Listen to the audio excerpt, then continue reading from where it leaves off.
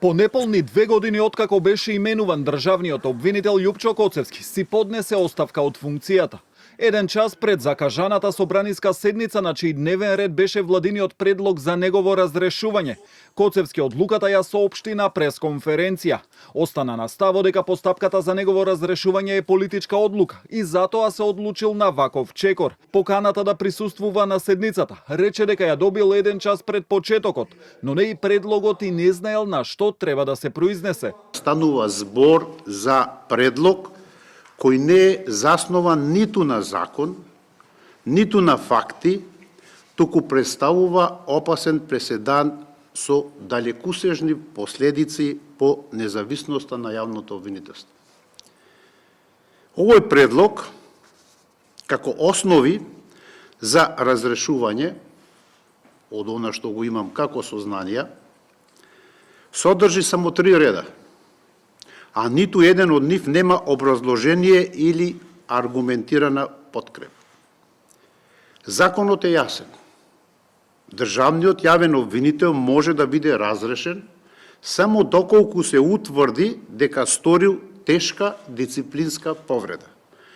Тоа е така не заради заштита на Љупчо Коцевски или на кој било друг што ќе дојде на оваа функција, туку заради заштита на самостојноста на јавното обвинителство и начелото на поделба на власта.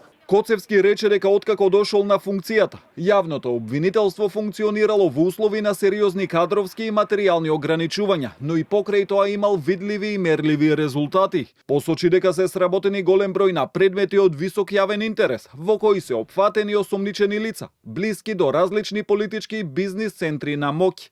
Ја спомена и истрагата за пожарот во дискотеката Пулс во Кочани, која тврдеше дека била завршена во рекордно време. Заминувам со гордо крената глава, но и со разочараност, поради очигледното непочитување на принципите врз кои почива правната држава. Јас си заминувам од функцијата, но верувам дека обвинителството поседува институционален капацитет да работи објективно и непристрасно, затоа што институциите се поголеми од поединците, а правдата мора да биде поголема од политиката. Оставката на Коцевски експресно беше констатирана на собраниската седница.